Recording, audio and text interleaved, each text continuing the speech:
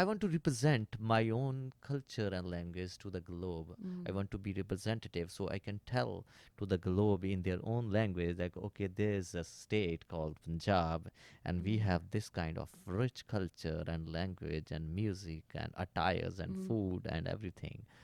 So yeah, this is how I think. Don't you think, since you started out though, that now the influence, I don't know if it's because of the internet or maybe because our artists like you are having so much crossover success, that there's more understanding and there's more excitement over learning about the culture versus when you started off, right? Because I think back, when I'm sure you were first traveling, people probably in some countries had never seen somebody with a turban, Yeah. probably didn't know what it means to be sick, the kind of music you do. And now, do you think that wherever you go in these new places that people are embracing and appreciating? Actually, recently I visited Thetford, Norfolk, England, when I was flying to Montreal for the very first concert on 7th of July in 2018. Before 2 or 3 days, there was a Thetford festival where Maharaja Dalip Singh used to live. There's a estate Mm, called Alverden Estate. okay.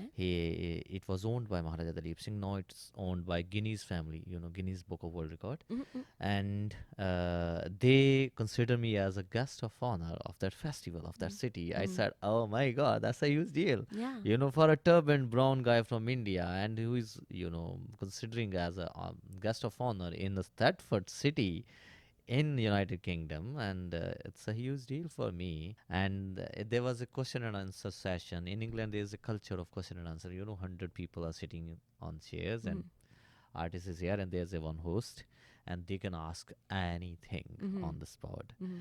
And it was like 1.5 hours session. And in the end, they said, "What is your one liner?" I said, I'm so much glad and very grateful to the British community Mm-hmm. and the white people who consider me as a guest of honor Mm-hmm. and who allow me to go to in their personal estate in Alverden Estate. I'm one of the few Sikhs and Punjabis who visited Alverden Estates inside. Mm-hmm. I see that house, and it's very overwhelming, Mm-hmm. and it's honorable moment for me. And my one liner is, let's go for the universal harmony. Yeah. Let's respect every single religion on this earth. Mm-hmm.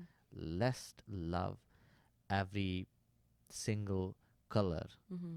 Like if you're brown, white, black, or whatever, Absolutely. absolutely. If you're any community, any language, any culture, you have to respect and love them, and they will bounce back the same to you. Absolutely. This is how the world will work now, because we are not living in the villages or cities or states or countries now. We are Mm-hmm. living in a global village now. Mm-hmm. It's one thing.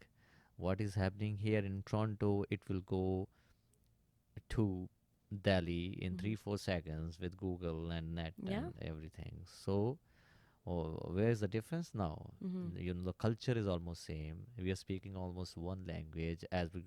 You can see, English was my fourth language, and now It's your fourth it language. is. Wow. So yeah, so it's happening now. Yeah. You have to love and respect every religion, language, color, and culture, and then you can create a global, universal harmony. Yeah.